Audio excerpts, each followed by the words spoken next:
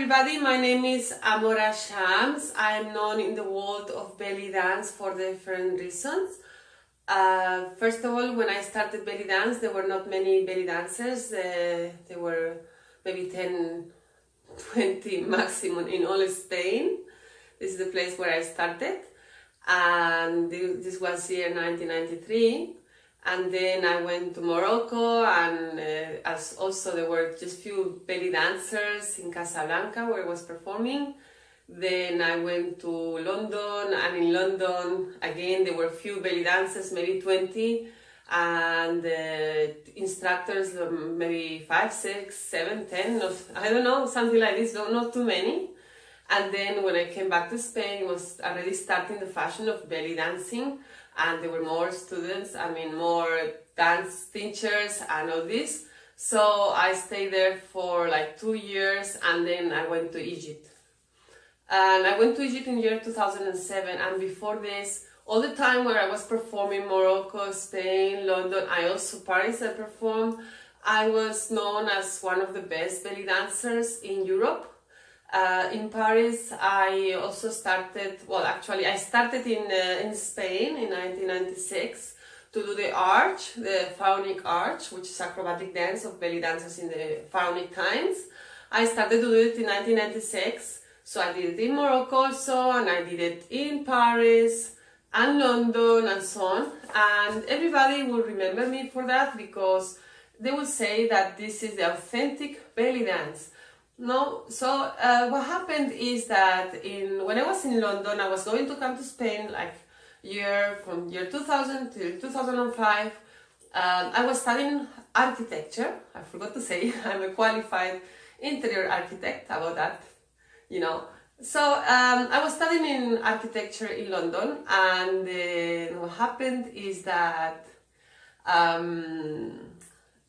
there were many, not too many teachers, but there were already teachers, and I was charging to my students 3 times more for the classes, because there were reduced groups at the beginning, and I would ask them, why do you come to me? I'm 3 times more expensive.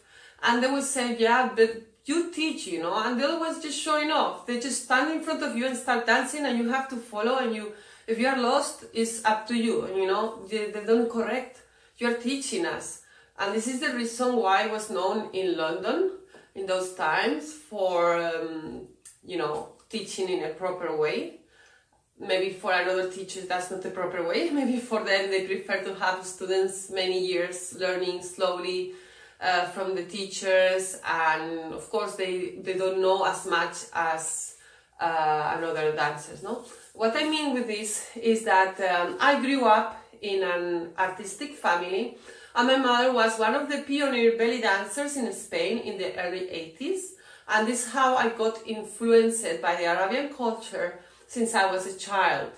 So, what I mean, I'm not the typical foreigner, European woman that, I want to learn belly dancing, and go to classes and learn few classes and say, okay, I'm a belly dancer, now I can go and teach or dance. No, I grew up in an atmosphere where I had to be the best to be able to perform. This is what my mother told me since I was a child. I wanted to be a belly dancer. See my mother, the way she danced, the way she's so natural and so sympathetic with everybody, like a child dancing around. Not in a sexual or erotical way, no, like a child thing, So I wanted, since I was a child, to dance like her. But she said to me, if you want to be a belly dancer, first study the classical ballet career, and then I will teach you belly dance. Okay, so I was so happy, and I went to ballet, and actually was in ballet since I was 4 years old. But I didn't, get it seriously until I was 13.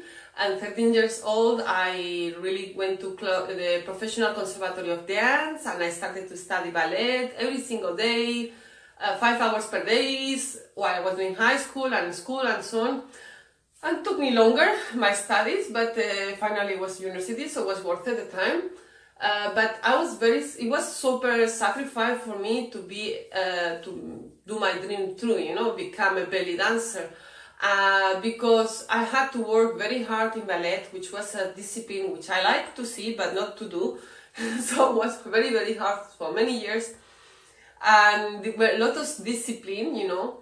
And well, all this knowledge I learned so many years, so many teachers, I have to be grateful for that. But also I just did for one thing, to become a belly dancer, to be by my mother seen like, okay, she's ready to start being a student of her. So in 1992 is when my mother started to teach groups. Before that she was just a private teacher and belly dancer only. She was not teaching groups. But in 1992 she started, end of 1992, beginning of 1993, she started to teach, as I said, groups. And I joined these groups. This was in Sevilla, and then soon she made a dance school in Sevilla, which was one of the first belly dance schools in Spain. Probably the first in Andalusia. This has to be confirmed by other pioneer dancers, but as far as I knew in that moment, we were the only school in all province of Sevilla and probably Andalusia, which is south of Spain, half south of Spain, okay? So what happened is that I grew up as a belly dancer at home, seeing the videos of the Egyptians like Suher Zaki, Mona El Said, Fifi Abdu, Samia Jamal, Gamal, Tahia Carioca, and of course Naima Akef and many others, no? And so I started to love the Egyptian dance since I was a child. And of course I had my preference, my first loving thing, you know, were Suher Zaki, my mom, of course, and Naima Akef. For me, this was like my goals in my life. I wanted to be like them. And so I said, Mama, please let me learn with you. I'm ready. I've been doing ballet for so many years. And she's like, okay, I will let you learn from me, but only one thing. She said to me, I will not allow you to perform until you are the best. I was, Mama, that's very difficult. To be the best, better than you is difficult. She said, don't worry, I will tell you when you are ready. So I worked very hard. I had to assist her for many, like 2-3 years. After 3 years, I was already teaching my own private groups, you know. I mean, groups, not private and groups too. I was just, you know, after 3 years, I was my own classes, but before that, I was just assisting her. She said I learned very quickly because, of course, classical ballet techniques had helped me a lot, but of course, since I was a child, these belly dancers for so many years, you know, getting cultivated by, you know, nutrients, like seeing the culture. My mother would bring musicians from Morocco. She would contract them and bring them to Spain, and they would stay with us sometimes. So we were living like Muslims in our home. I'm not a Muslim, but I do respect all the religions. So, but you know, the Muslim community and the Christian community are more into my roots.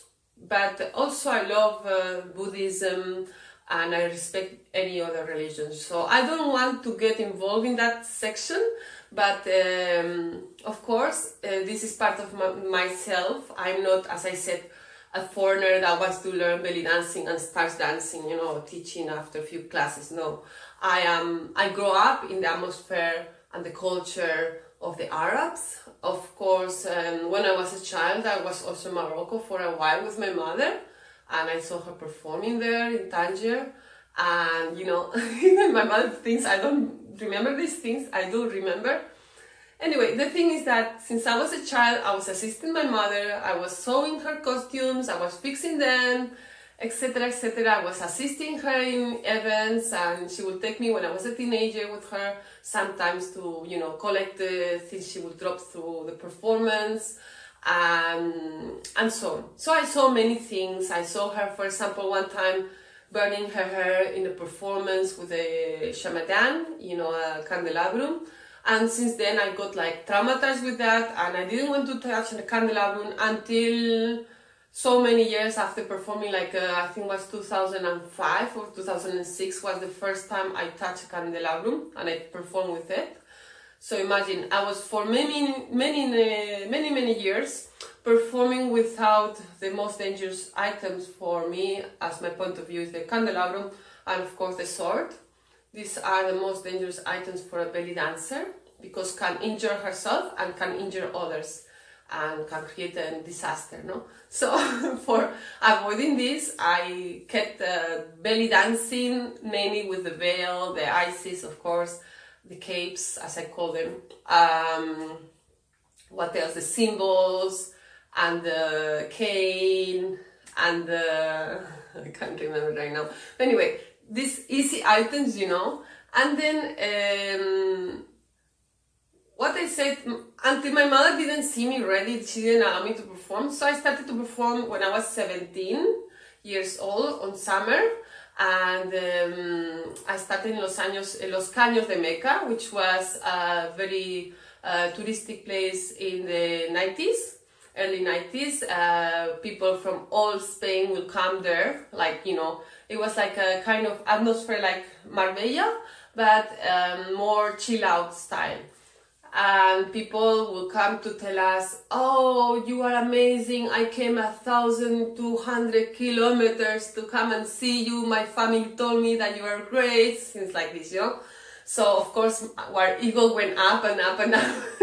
Anyway, this happens when you're a belly dancer and you're starting. And even so, I didn't feel like I was so great, but my movements were very beautiful because they were very slow and very big.